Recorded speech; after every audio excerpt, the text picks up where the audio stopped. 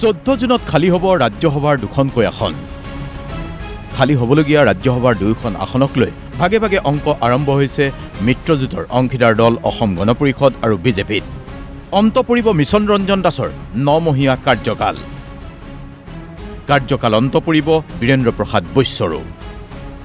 এনে অৱস্থাত দুখনকৈ খালী আসনৰ বাবে অগপ বিজেপিত গোপনে আৰম্ভ হৈছে ব্যাপক তৎপৰতা। দুয়োখন আসনতেই জয়ৰ কোনো অংকই নাই বিৰোধী শিবিৰৰ, আৰু যাৰ বাবে কাজেই এতিয়া মিত্ৰজোঁটত ৰাজ্যসভালৈ যোৱাৰ মন 1 ডজন নেতাৰ। লক্ষণীয় কথা এয়াই যে ৰাজ্যসভাত দ্বিতীয়টো কাৰ্যকাল সম্পূৰ্ণ কৰিব অসম গণ পৰিষদৰ নেতা বীৰেন্দ্ৰ প্ৰসাদ বৈশ্যই। পিছে বিগত 28 আগষ্টৰ পৰাহে ৰাজ্যসভাৰ সাংসদ হৈ আছে মিছন ৰঞ্জন দাস। এনে অৱস্থাত মিছন ৰঞ্জন দাসৰ আকৌ এবাৰ ৰাজ্যসভালৈ যোৱাৰ মন। 2008 পৰা 2014 আৰু 2019ত ৰাজ্যসভাৰ সাংসদ নিৰ্বাচিত হৈছিল বীৰেন্দ্ৰ প্ৰসাদ বৈশ্য, আৰু তৃতীয়বাৰো অগপৰ হৈ ৰাজ্যসভাত প্ৰতিনিধিত্বৰ মন আছে বীৰেন্দ্ৰ প্ৰসাদ বৈশ্যৰ। এনে অৱস্থাত মাত্ৰ 9 মাহৰ বাবে ৰাজ্যসভাৰ সাংসদ হোৱা মিছন ৰঞ্জন দাসৰো দ্বিতীয়বাৰৰ বাবে মন আছে। কিন্তু কি হ'ব ৰাজনীতি ৰাজ্যসভাৰ খালী 2 আসনক লৈ? অগপত সমষ্টিকেন্দ্ৰিক সংঘাতৰ বাবে ৰাজ্যসভালৈ যোৱাৰ মন এতিয়া একাধিকৰ। সমষ্টি হেৰুওৱা 2 নেতা কমলা কলিতা, সত্যব্ৰত কলিতাৰ নাম চৰ্চাত আছে ৰাজ্যসভাৰ পৰৱৰ্তী অগপৰ প্ৰতিনিধিৰূপে। একেদৰে পূৰ্বে সাংসদ হোৱা চৰ্চাত থকা কুমাৰ দীপক দাসৰো মন আছে ৰাজ্যসভালৈ যোৱাৰ। যুৱ পৰিষদৰ মনোজ শইকীয়া, সুনীল ডেকা, তপন দাসৰো নাম চৰ্চাত আছে অগপৰ ৰাজ্যসভাৰ প্ৰতিনিধিৰূপে।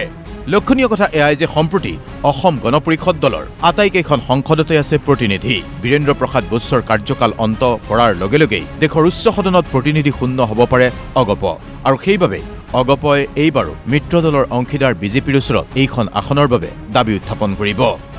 কিন্তু ৰাজ্যসভাৰ খালী হোৱা আসনখনক লৈ বিজেপিৰ নীতি কি হ'ব? বিজেপিৰ কেন্দ্ৰীয় নেতৃত্বৰ সিদ্ধান্ত ৰাজ্যসভালৈ এবাৰেই যাব পাৰিব এজন নেতা।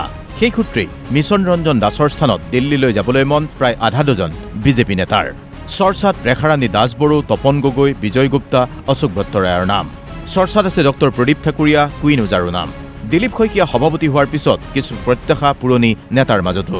প্ৰাক্তন মন্ত্ৰী তথা বিদ্ৰোহী নেতা ৰাজেন গোহাঁইও চৰ্চাত মিছন ৰঞ্জনৰ স্থানত। কিন্তু ইয়াৰ মাজতেই এক নতুন অংক আৰম্ভ হৈছে।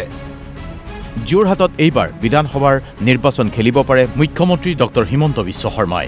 তেনেহ'লে হিতেন্দ্ৰনাথ গোস্বামীৰ কি হ'ব? যোৰহাটৰ অংকৰ স্বাৰ্থতেই হিতেন্দ্ৰনাথ গোস্বামীও হ'ব পাৰে ৰাজ্যসভাৰ প্ৰাৰ্থী। অৱশ্যে ৰাজ্যসভাৰ খালী হোৱা 2খন আসনেই যদি বিজেপিৰ নেতাৰ দ্বাৰা পূৰণ কৰাৰ ব্যৱস্থা কৰা হয় তেন্তে অংক আৰু কিছু বেলেগ হোৱাৰ সম্ভাৱনা আছে। Bureau report DY 365।